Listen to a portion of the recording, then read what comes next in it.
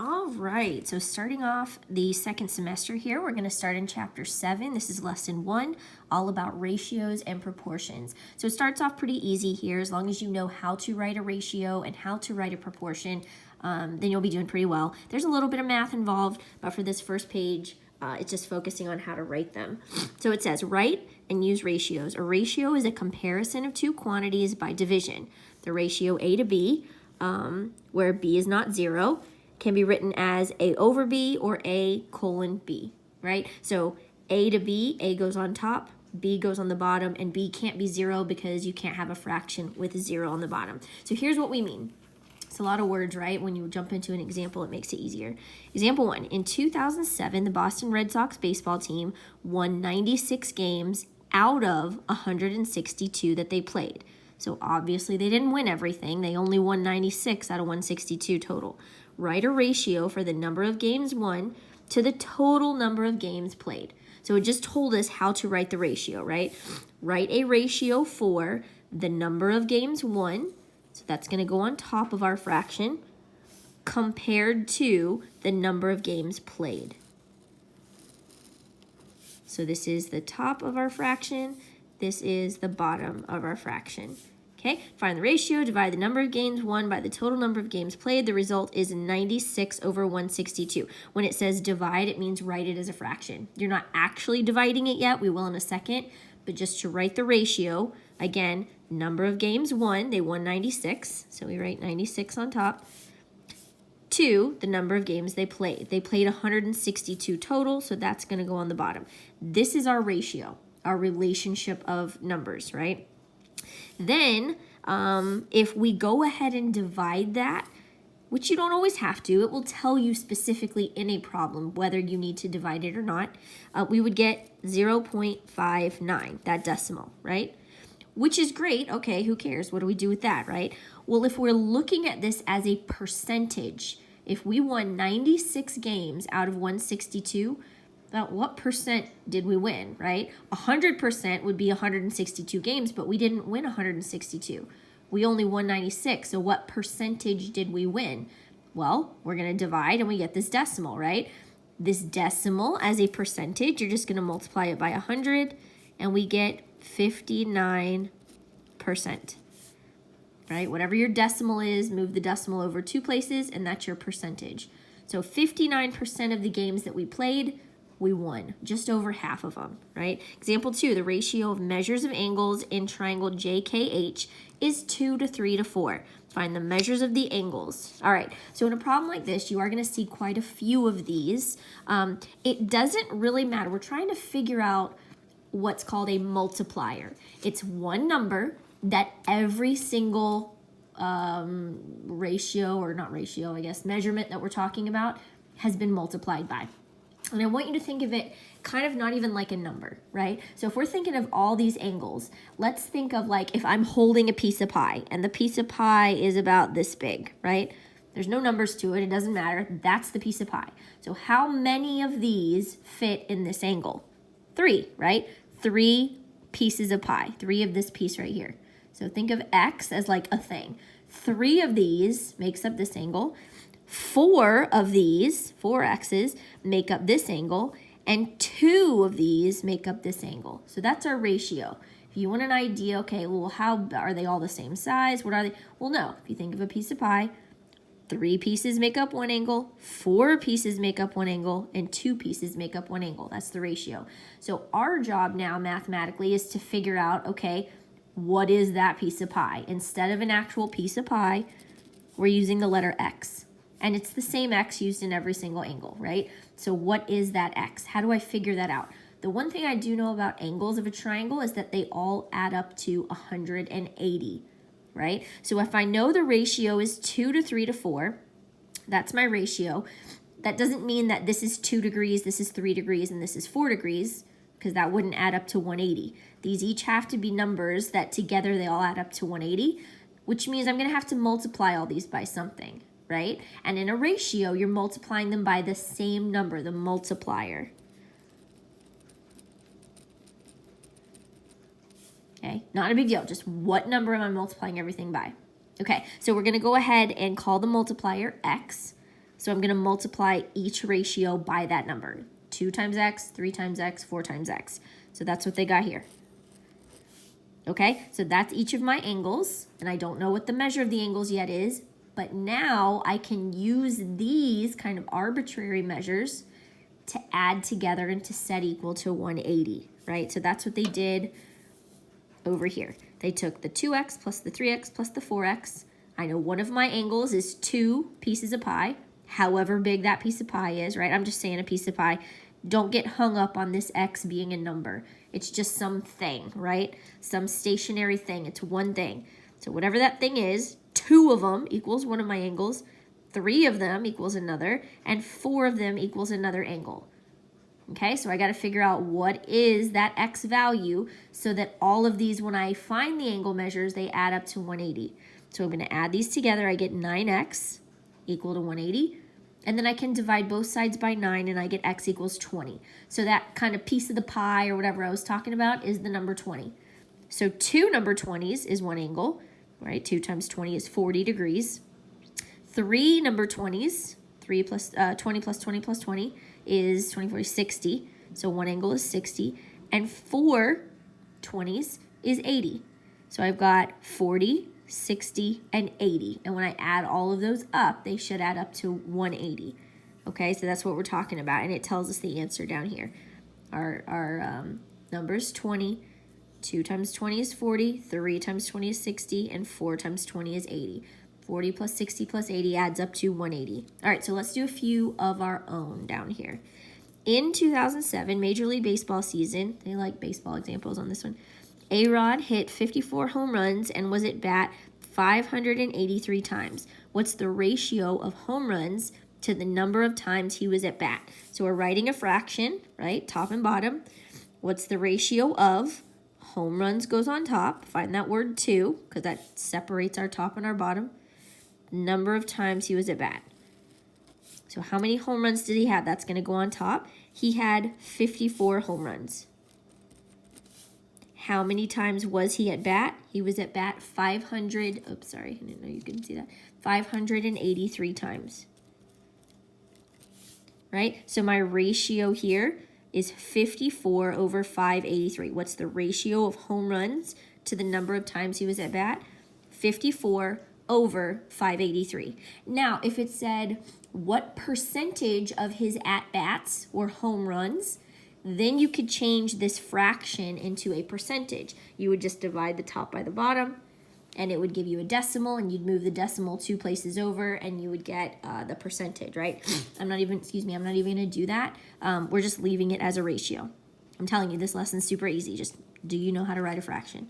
Number 2, there are 182 girls in the sophomore class of 305 students.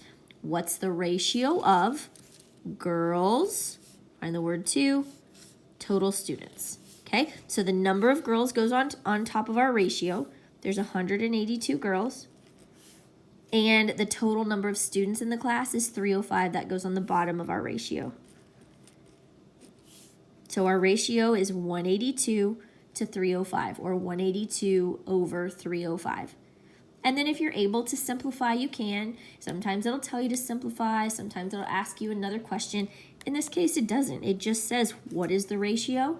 This is a ratio, so you're done. Number 3, the length of a rectangle is 8 inches and its width is 5 inches. What's the ratio of length to width? So this is the top of our fraction. This is the bottom. The top is 8. And the bottom of our fraction is 5. Length to width, 8 to 5. So it's a lot longer than it is wide, right? And we're done.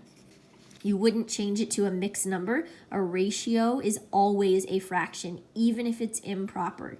It still has to be a fraction to be a ratio. It can't be a mixed number.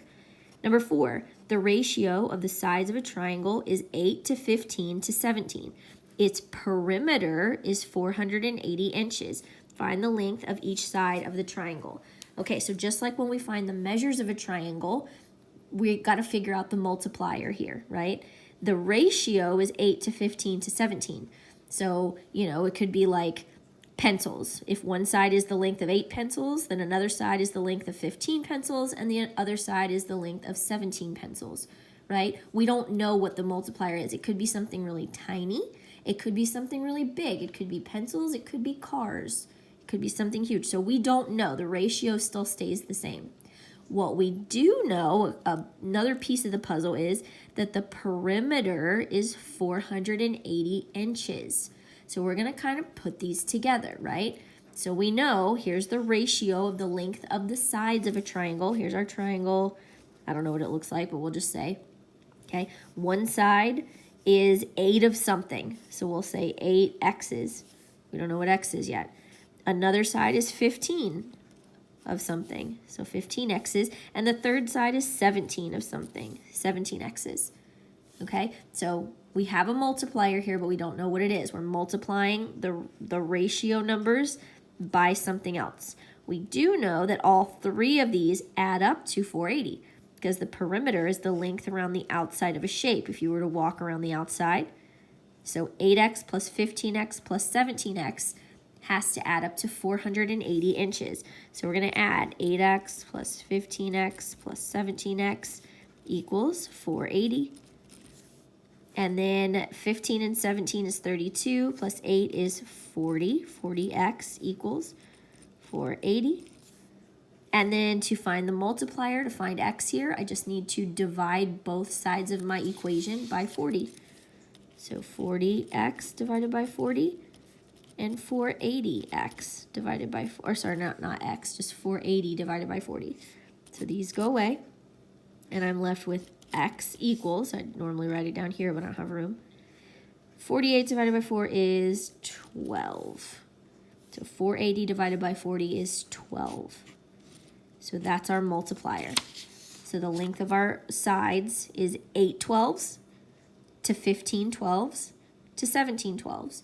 And when you actually add all those up, it adds up to 480 inches. 8 times 12 plus 15 times 12 plus 17 times 12 equals 480. I hope that's making sense. We could even take it a step further. I'll do that.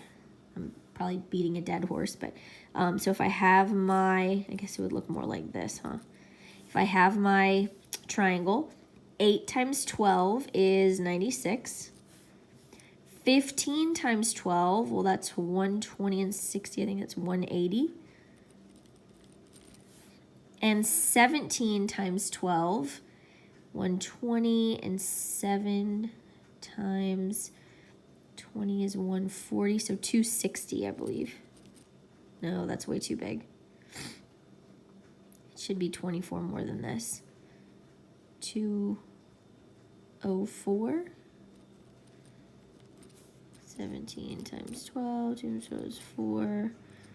3071. Oh no, this is 0. Yeah, 204. Okay, so 8 times the multiplier, 15 times the multiplier, 17 times the multiplier. All of them add up to 480. That means the multiplier has to be the number 12. So then we go ahead and multiply. 8 times 12 is 96. 15 times 12 is 180. 17 times 12 is 204.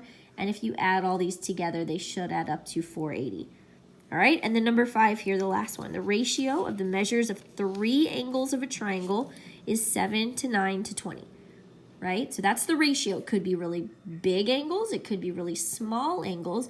Doesn't really matter because whatever we're measuring the angles by, 7 of those things is one angle, 9 of those things is one angle, and 20 of those things is another angle. That tells me this is going to be an obtuse angle. One of those angles is going to be way bigger than the other two, right? So to figure out exactly what those are, I'm going to multiply each of these ratio numbers by x, and I get 9x and 20x.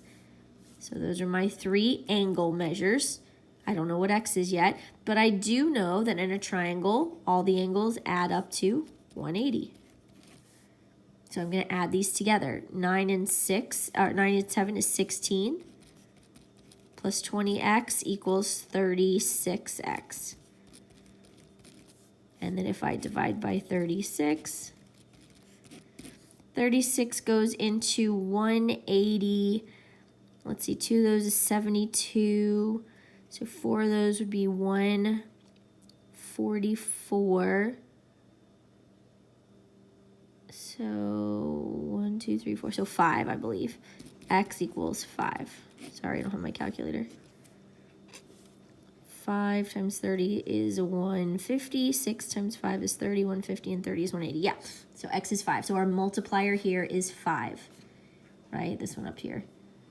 So ratio of measures of 3 angles of a triangle is 7 of something to 9 of those same things to 20.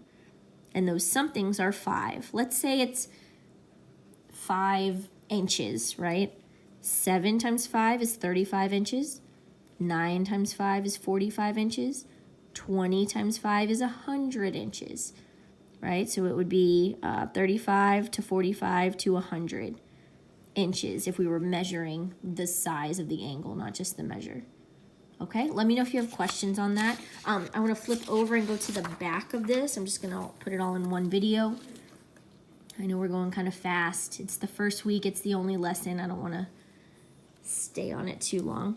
Okay, use properties and proportions. A statement that 2 ratios are equal is called a proportion, right?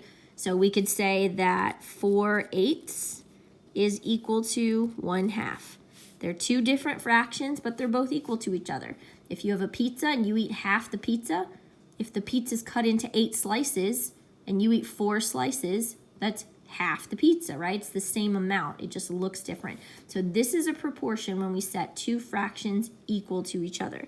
Okay, so that's all we're working on here and solving proportions. So when we have a proportion and we are missing one of the 4 numbers, when we're missing it, to find that, we're going to cross multiply, right? So here it's written small. It's typed small, so I'll do it bigger. 9 over 16 equals 27 over x. I want to know what this x is, right? So to figure it out, these 2 fractions are equal. I'm going to cross multiply one way. So that's 16 times 27.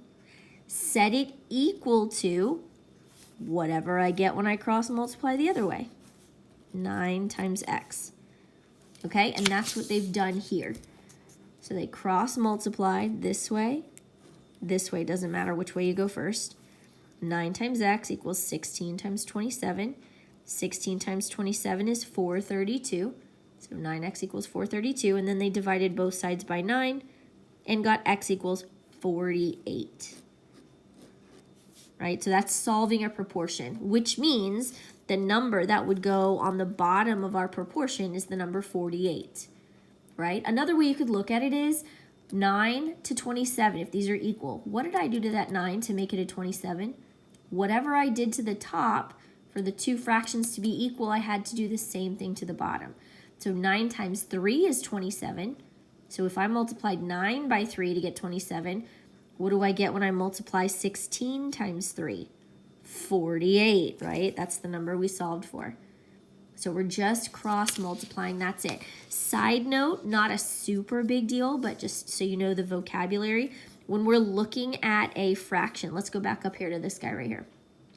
When we read this, I read 4/8 is equal to 1/2, right? 4 over 8 equals 1 over 2.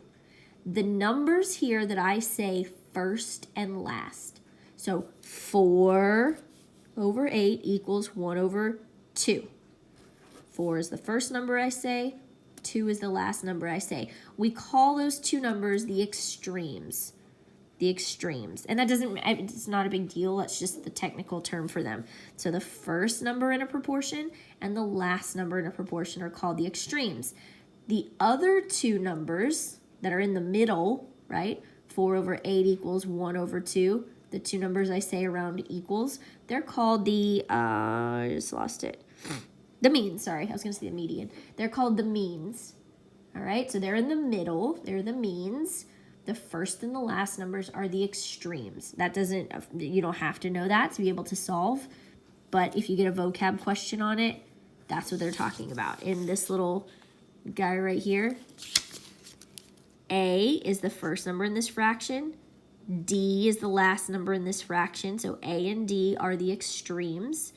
And since these are our extremes, the other two numbers are the means. They're the middle numbers, B and C. Okay?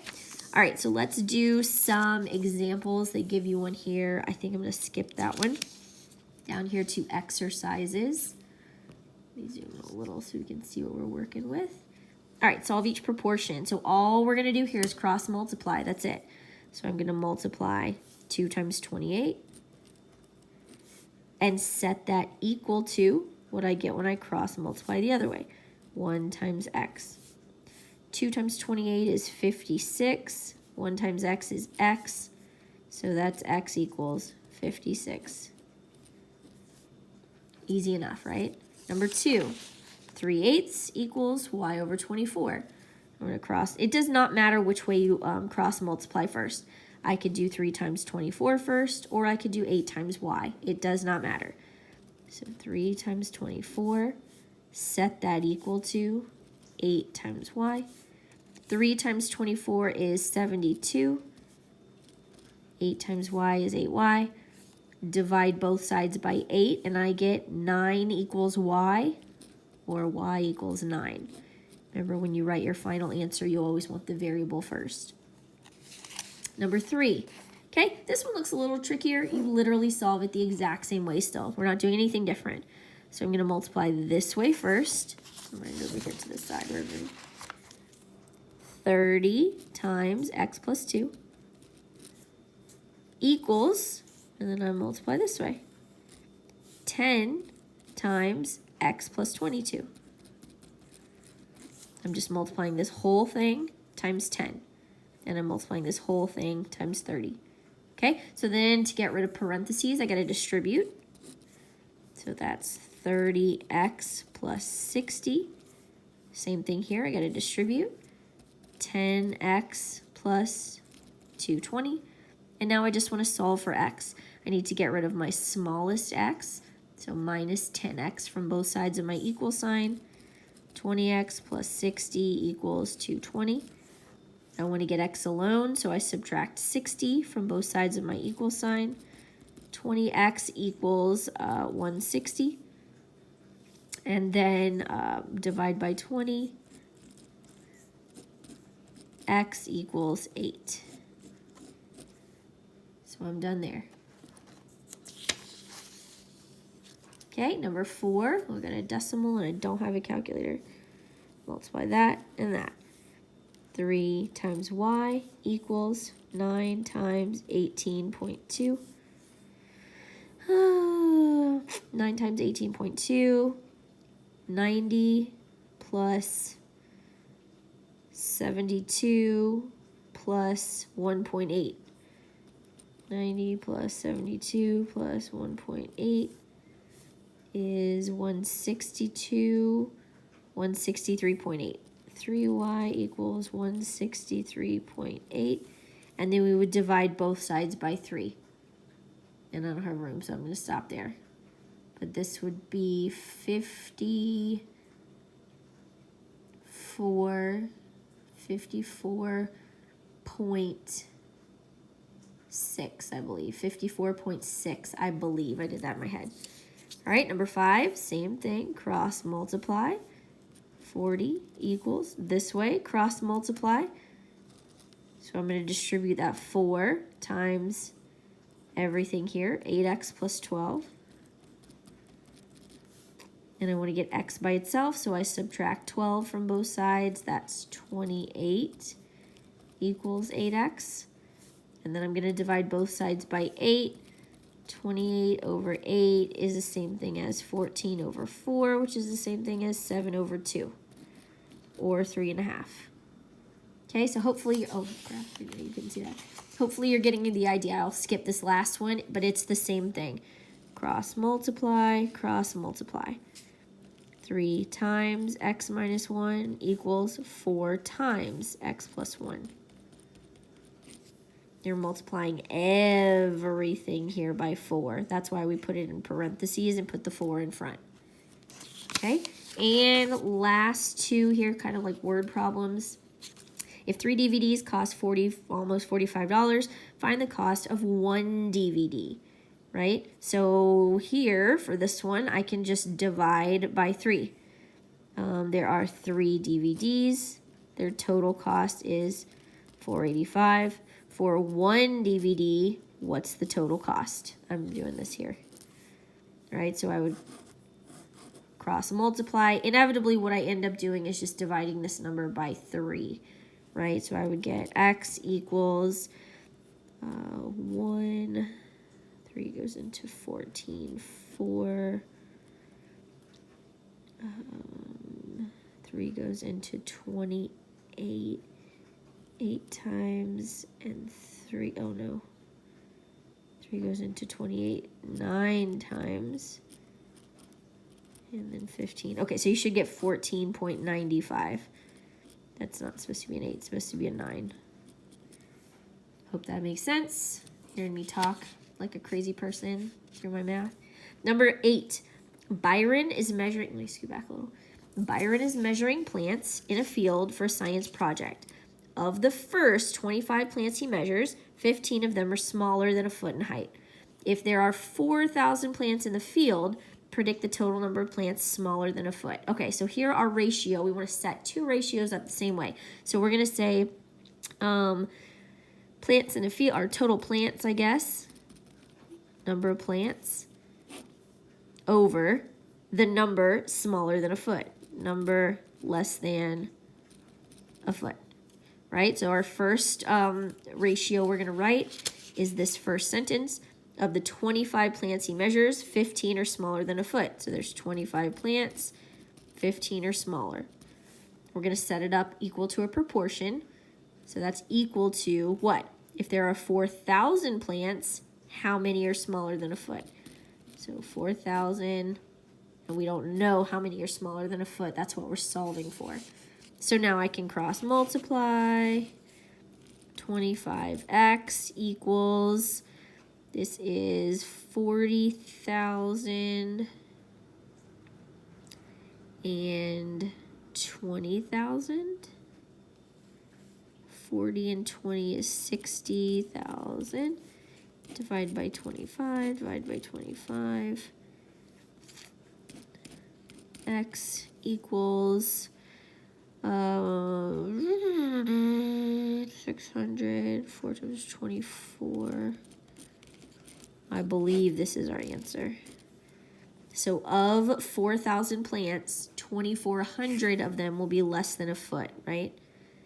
After we cross multiply here, you just have to find your answer. You can use a calculator. I just don't have one in front of me. That's probably confusing hearing me talk out loud. But you should get, I believe you should get x equals 2,400. That's how many plants are smaller than a foot in height if you plant 4,000. Okay?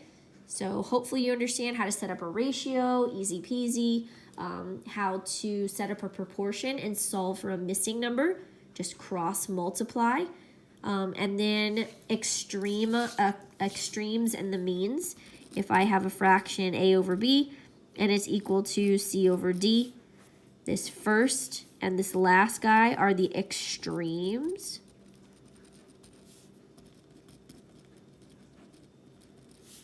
Right, these two. And then so the middle two are the, let me find a purple, are the means. These guys are the means.